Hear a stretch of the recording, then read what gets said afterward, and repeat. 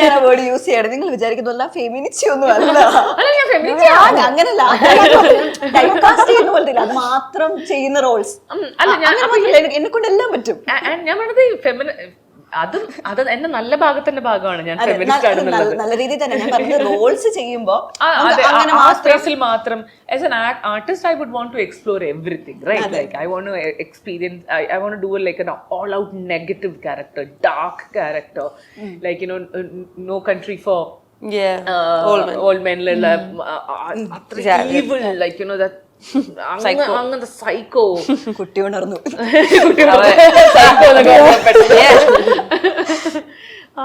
You know, I want to go into that space maybe, you know, or like do an out and out comedy to alle namakku and I'm sure I'm speaking for a lot of female actors here when I say this. Idu enikku ഞാൻ മാത്രമല്ല, എല്ലാവരും ആ type cast നമ്മൾ എന്നും കാണുന്ന ആ സ്പേസിൽ തന്നെ നമ്മൾ വീണ്ടും വീണ്ടും അതിന്റെ അപ്പുറത്തേക്ക് നമ്മള് പോയാൽ ഇൻട്രസ്റ്റിംഗ് ആയിരിക്കും. അത് കാണുന്നവർക്കും ഇപ്പൊ നമ്മൾ ലോകം കാണുകയാണല്ലോ, ആളുകൾ ഇഷ്ടപ്പെടുന്നുണ്ട്, ആളുകൾക്ക് താല്പര്യമുണ്ട് കാണാനായിട്ട്. ഐ തിങ്ക് ഇൻഡസ്ട്രിയുടെ ഉള്ളിലും കൂടെ അങ്ങനത്തെ നറേറ്റീവ്സിനും അങ്ങനത്തെ സ്റ്റോറീസിനും അങ്ങനത്തെ ടീമുകൾക്കും ബാക്കിങ്ങും സപ്പോർട്ടും ഫണ്ട്സും ഫീമെയിൽ വോയിസ് ഭയങ്കര ലൗഡ് ആയിട്ട് നിൽക്കുന്ന ഒരു ടൈം കൂടിയാണ്. There is an audience. It's been proven with numbers. അതെ, you always ask for numbers. It's been delivered. So let's see. പക്ഷെ നമുക്ക് ഈ അവാർഡ് കിട്ടിയ സമയത്ത് എനിക്ക് റീം ചേച്ചിയുടെ ആ ഒരു ബൈറ്റ് മൊത്തത്തിൽ ഒന്നുകൂടെ വൈറലായിട്ടില്ലായിരുന്നു. അപ്പൊ എനിക്ക് വിഷമം വന്നു. അശ്ശോ, അതെന്താ കുറിക്കുണ്ട് ശരിക്കും. അപ്പൊ നമ്മളിങ്ങനെ വെച്ചാൽ ശരിയാണല്ലോ, എന്തുകൊണ്ട് അതിനെപ്പറ്റി സംസാരിക്കുന്നില്ല? നോട്ട് ഫെയർ അല്ലേ? അത് ഭയങ്കര എന്താ, നമ്മളൊരു പരാതി പറയുന്ന പോലല്ല, ഉള്ളിൽ തെറ്റി ഒരാൾ പറയണ പോലത്തെ ഒരു ഫീൽ. ഞാൻ ശരിക്കും അങ്ങനെ ഹേർട്ട്, അത് അല്ലാതെ ഞാൻ അവരെ ഇപ്പൊ ഞാൻ ദേഷ്യത്തിലോ ഒന്നുമല്ല ഞാനത് പറയുന്നത്. ഞാൻ സത്യമായിട്ടും ഞാൻ ഭയങ്കര ഹേർട്ടായിട്ടാണ് ഞാൻ പറയുന്നത്. How is it that you forget that? ഞാനിവിടെ എന്താ പറയാ, ഒറ്റയ്ക്ക് ഒരു ഞാൻ അത് എപ്പോഴും പറയുന്നൊരു സ്റ്റോറിയാണ്. ഞാൻ ഒറ്റയ്ക്ക് ഒരു സ്യൂട്ട് കേസുമായിട്ട് വന്നതാണ് വോഡഫോൺ അക്കാദമി ഏഷ്യനെറ്റിലെ ഒരു സ്റ്റുഡിയോയിൽ. ഞാൻ അവിടെ നിന്ന് ഒറ്റയ്ക്കാണ് മിസ് കേരള ചെയ്യാൻ വരുന്നത്. ഞാൻ അവിടെ നിന്ന് ഒറ്റയ്ക്കാണ് എൻ്റെ ഓഡീഷൻ ചെയ്യാൻ ഞാൻ ട്രിവാൻഡ്രത്ത് ശ്യാം സാറിൻ്റെ ഫ്ലാറ്റിൽ പോകുന്നത്. അവിടെ നിന്ന് ഞാൻ ഒറ്റയ്ക്കാണ് എൻ്റെ എല്ലാ സിനിമകളുടെയും ഷൂട്ടിന് ഞാൻ പോയിട്ടുള്ളത്, എല്ലാതും. അപ്പോൾ I have had A journey and എൻ്റെ ഫാമിലിയിലോ എനിക്ക് അങ്ങനെ ഒരു ഗൈഡിങ് ആയിട്ടോ ആരും ഉണ്ടായിട്ടില്ല. What ever you know has happened because of some kind of a plan, divine plan എന്നൊന്നും ഞാൻ പറയുന്നില്ലെങ്കിൽ പോലും I'm saying it was not planned, it happened and I went with the flow. I took my risks, I took my chances and I have worked really hard for who I am today and I deserve respect for it. തീർച്ചയായും അതെനിക്ക് എവിടെ പറയാനും എനിക്ക് ഒരു നാണക്കേടുമില്ല. ഞാൻ ചോദിച്ചുകൊണ്ടിരിക്കും, കിട്ടിയില്ലെങ്കിൽ നമ്മൾ ചോദിച്ചു വാങ്ങുന്നതിൽ തെറ്റില്ല. അതെ, if it's not given to me I will ask for it because I strongly believe I deserve it. Yes. ഈ സിനിമയിലെ മീര എന്നുള്ള ക്യാരക്ടർ, അപ്പൊ ഞാൻ പെട്ടെന്ന് ആലോചിച്ചു, മീരയ്ക്ക് മുമ്പ് നമ്മളൊരു അവാർഡ് കൂടി മേടിച്ചിരുന്നു. കൺഗ്രാചുലേഷൻസ് പറഞ്ഞില്ല ഞാൻ.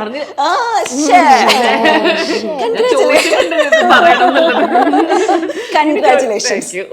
ഓക്കെ, മീരയ്ക്ക് മുമ്പ് നമുക്ക് നമ്മുടെ ആ ഒരു ചെമ്പരത്തി പൂര, അന്തിമാന ചെമ്പനിയിൽ കണ്ണിറയെ ചെമ്പരത്തി, ആ പെൺകുട്ടീനെ മറക്കാൻ പറ്റില്ല.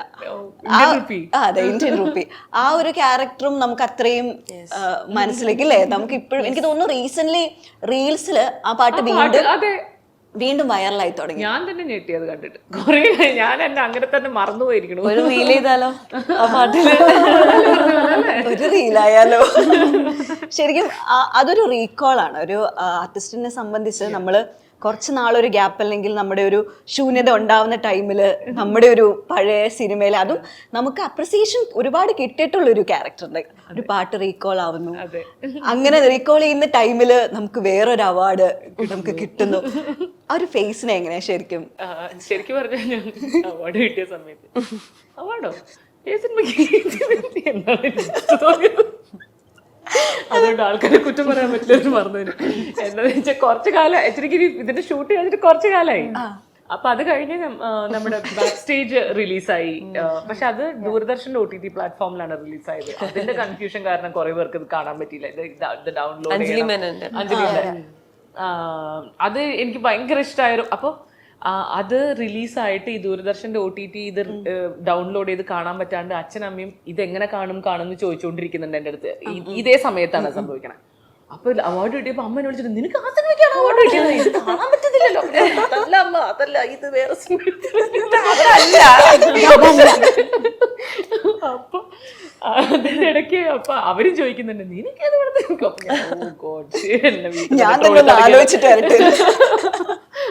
അങ്ങനെ.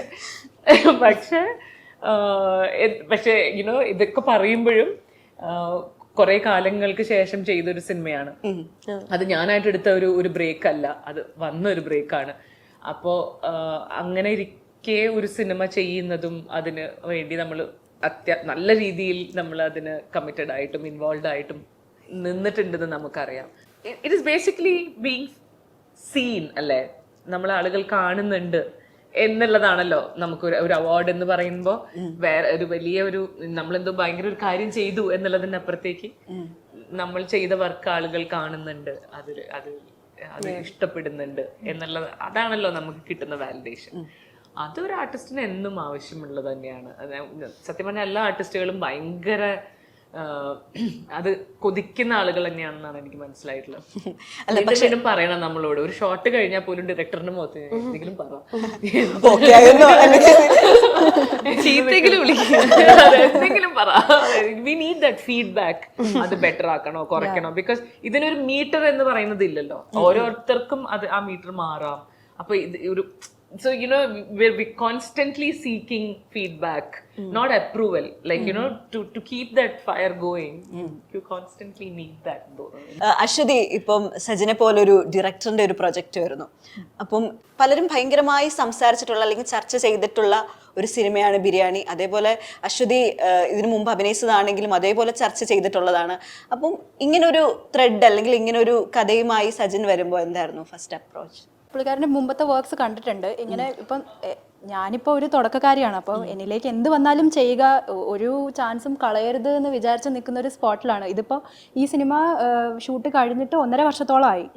അപ്പോൾ ആ സമയത്തെന്ന് പറഞ്ഞു കഴിഞ്ഞാൽ ഞാൻ എന്തും ഇങ്ങനെ വരുന്നതെല്ലാം എനിക്ക് ചൂസ് ചെയ്യാൻ പറ്റുന്ന ഒരു സ്ഥലത്തല്ല ഞാനുള്ളത്. അപ്പോൾ വരുന്നത് അത്രയും നല്ലൊരു സ്റ്റേറ്റ് അവാർഡ് വിന്നിങ് സിനിമയൊക്കെ എടുത്ത ഒരാൾ നമ്മളിലേക്ക് ഒരു ക്യാരക്ടറും കൊണ്ട് വരുമ്പോഴത്തേക്കും we will definitely think okay എന്താണെന്ന് അറിയുന്നതിന് മുമ്പേ ഓക്കെ ഞാൻ വരാം എന്ന് നമ്മൾ പറയുന്ന ഒരു സ്പോട്ടാണ്. പിന്നെ എൻ്റെ ക്യാരക്ടറിന് അങ്ങനെ ഓഡീഷൻ ഒന്നും ഉണ്ടായിരുന്നില്ല. അപ്പോൾ ക്യാരക്ടറിൻ്റെ ഒരു ആർക്കും കൂടി കേട്ടപ്പോഴത്തേക്കും എനിക്ക് ഭയങ്കര ഇഷ്ടപ്പെട്ടു. So and also her performance in B32 is ഒരാളും മിസ് ചെയ്യില്ലല്ലോ അത്.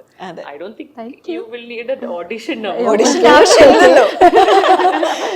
No, but അല്ല, പക്ഷെ തുടക്കക്കാരി എന്ന നിലയ്ക്ക് നമ്മൾ എന്ത് കിട്ടിയാലും തുടക്കക്കാരി എന്നുള്ള രീതിയിലല്ല, അത് പ്രൊഫഷന്റെ ഭാഗമായിട്ട് തന്നെയാണ് നമ്മൾ ഓഡിഷൻ ചെയ്യണം. അപ്പോൾ ഈ ക്യാരക്ടർ വന്നപ്പോഴത്തേക്കും എനിക്ക് ഭയങ്കര ഹാപ്പി ആയിരുന്നു. ഇതില് നമ്മൾ കളയാതെ ചെയ്യുക എന്നുള്ളത് മാത്രമായിരുന്നു. പിന്നെ ക്യാരക്ടർ ആണെങ്കിലും ഞാൻ പറഞ്ഞില്ലേ, എൻ്റെ തന്നെ പ്രായത്തിലുള്ള എൻ്റെ ഈ ഒരു ഞാൻ ഭയങ്കര ഒരു ഏർബൻ കൾച്ചർ, ഞാൻ ഡൽഹിയിലാണ് ജനിച്ച് വളർന്നത്. അപ്പം ആ ഒരു എന്താ പറയുക, അവിടുത്തെ ഒരു കൾച്ചർ അല്ലെങ്കിൽ സോഷ്യൽ മീഡിയ എങ്ങനെ നോക്കിക്കാണുന്നു, ഇവിടെ വരുമ്പോൾ എന്തൊക്കെയാണ് ചേഞ്ചസ്, ഇവിടെ എങ്ങനെ ആൾക്കാർ നോക്കിക്കാണുന്നു. ഇപ്പോൾ എൻ്റെ സ്വദേശം വൈക്കമാണ്, ഞാൻ കൊച്ചിയിലല്ല താമസിക്കുന്നത്, ഞാൻ ഇവിടെ വരുമ്പോൾ. അപ്പോൾ അവിടെയുള്ള ആൾക്കാർ എങ്ങനെയാണ് ഓരോ സാധനത്തെ നോക്കിക്കാണുന്നത്, ഇതൊക്കെ ഭയങ്കര ഒരു ഡിഫറൻസ് ആണ് എനിക്ക്. അപ്പോൾ ഇങ്ങനെ ഒരു ക്യാരക്ടർ വരുമ്പോൾ എനിക്കും ഓക്കെ, എനിക്ക് പറയാൻ പറ്റുന്നതിൽ ഭയങ്കര ഈസിയുമാണ്. എന്നാൽ ചുറ്റും നടക്കുന്ന സാധനങ്ങൾ എങ്ങനെ ഈ ജനറേഷൻ എടുക്കും എന്നുള്ളതിനെ കുറിച്ച് പറയുമ്പോഴത്തേക്കും എനിക്ക് ദാറ്റ് ക്യാരക്ടർ വാസ് റിയലി എനിക്ക് ഭയങ്കര കൊതിയായിരുന്നു. ഓക്കെ, ഇങ്ങനെ ഒരു സാധനം കൂടി ചെയ്താൽ എന്നാണ്. B32 ഒക്കെ ഇറ്റ് വാസ് കംപ്ലീറ്റ്ലി ഡിഫറെൻറ്റ്, ഭയങ്കര ഒരു നാടൻ ഒരു നേച്ചറുള്ള ഒരു സാധനം. അപ്പം നമ്മൾ as an actor different characters ചെയ്യണം എന്ന് ആഗ്രഹിച്ച് നിൽക്കുന്ന സമയത്ത് വന്നതുകൊണ്ട് ജസ്റ്റ് ഗ്രാബ് ദാറ്റ് എന്ന് പറയുന്ന ഒരു പൊസിഷനിലായിരുന്നു ഞാൻ.